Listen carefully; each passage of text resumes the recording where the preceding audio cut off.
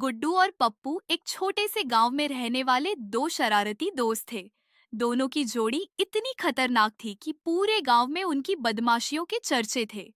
कोई भी त्योहार हो, शादी हो या पंचायत हो, इन दोनों की शरारतें हर जगह धमाल मचाती थीं।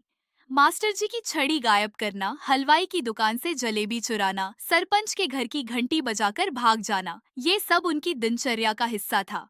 लेकिन एक दिन उनकी शरारत ने पूरे गांव में ऐसा तूफान ला दिया कि सब उनके पीछे पड़ गए। यह कहानी उसी ऐतिहासिक घटना की है। गांव के सरपंच बाबूलाल जी बहुत ही रौबदार आदमी थे। जब वे गांव में निकलते तो लोग दूर से ही उनके सम्मान में हाथ जोड़ लेते।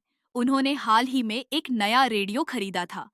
गांव में यह किसी चमत्कार से कम नहीं था। लोग सरपंच जी के घर के बाहर बैठकर समाचार और गाने सुनते थे। गुड्डू और पप्पू को यह रेडियो बहुत आकर्षक लगा। पप्पू, इस रेडियो में आदमी कैसे बोलता है? गुड्डू ने आश्चर्य से पूछा। यही तो समझ नहीं आ रहा भाई, कहीं अंदर सच में आदमी तो नहीं बैठा? पप्पू ने संदेह जताया। अरे चलो खोल कर देखते हैं, गुड्डू ने शरारती हंसी के साथ कहा। बस फिर क्या था, दोनों ने योजना बनाई कि आधी रात को सरपंच जी के घर में घुसकर रेडियो को खोलेंगे और देखेंगे कि इसमें कौन बैठा है। रात के 12 बजे जब पूरा गांव गहरी नींद में था, गुड्डू और पप्पू चुपचाप सरपंच जी के आंगन में पहुंचे। रेडियो बरामदे में रखा था। धीरे से उठाना, गुड्डू ने फुसफुसाते हुए कहा। पप्पू ने रेडियो उठाया, लेकिन वह हाथ से फिसलकर जमीन पर गिर पड़ा। थक की जोरदार आवाज आई। दोनों की जान हलक में आ गई। अंदर से सरपंच जी की बीवी की आवाज आई। अजी, लगता है कोई चोर है। गुड्डू और पप्पू को लगा कि अब उनकी खैर नहीं। वे झटपट रेडियो उठाकर भागे, लेकिन रास्ते में उनके पैरों में रस्सी फंस गई और दोनों धड़ाम से गिर गए। इस शोर शराबे में पूरा गांव जाग गया। लोग टॉर्च लेकर बाहर निकले और दोनों को पकड़ने दौड़े। अरे पकड़ो पकड़ो, ये चोर भाग रहे हैं, सरपंच जी चिल्लाए। गुड्डू और पप्पू जान बचाकर भागे और गांव के कुएं के पास छिप गए।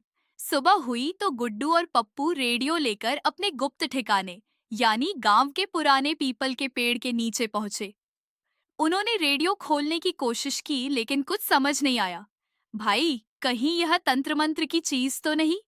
पप्पू ने डरते हुए कहा। अरे नहीं, इसमें जरूर कोई आदमी बैठा होगा, गुड्डू ने विश्वास से कहा। उन्होंने रेडियो की तारें इधर उधर की और गलती से उसमें शॉर्ट सर्किट हो गया। अचानक जोर का झटका लगा और दोनों चिल्ला पड़े। इतने में गांव का एक बच्चा वहां आ गया। अरे, ये तो सरपंच जी का रेडियो है। अब उनकी चोरी पकड़ी जा सकती थी। भाग पप्पू भाग, गुड्डू चिल्लाया। गांव में अफवाह फैल गई कि सरपंच जी का रेडियो किसी भूत ने चुरा लिया है। किसी ने कहा कि रात को उसने काला साया देखा था। किसी ने कहा कि रेडियो खुद उड़कर चला गया। सरपंच जी परेशान थे। उन्होंने गांव के तांत्रिक बाबा को बुलाया। बाबा आए और कहा, इसमें भूत का साया है, ये खुद चला गया होगा। गुड्डू और पप्पू दूर खड़े यह सब देख रहे थे और अपनी हंसी रोक नहीं पा रहे थे। लेकिन तभी गांव का एक बुजुर्ग बोल पड़ा। अरे, मुझे लगता है कि ये गुड्डू और पप्पू का काम होगा, पकड़ो इनको। अब तो दोनों की शामत आ गई। पूरा गांव उनके पीछे दौड़ा। गुड्डू और पप्पू अपनी जान बचाकर भागे और गांव के तालाब में छिप गए। लेकिन गांव वालों ने तालाब घेर लिया। बाहर आओ, वरना पिटाई पक्की, सरपंच जी गरजे। गुड्डू के दिमाग में एक आइडिया आया। उसने जोर से चिल्लाकर कहा, सरपंच जी, हमसे गलती हो गई, लेकिन हम यह रेडियो ठीक कर सकते हैं। सरपंच जी को यह सुनकर थोड़ा शक हुआ, लेकिन उन्होंने मौका दिया। गुड्डू और पप्पू ने जल्दी से टूटे रेडियो में थोड़ी बहुत छेड़छाड़ की और गाना बजाने का नाटक किया। उन्होंने अंदर से गाना गाना शुरू किया। मेरे सपनों की रानी कब आएगी तू। गांव वालों को लगा कि रेडियो खुद से गाने लगा है।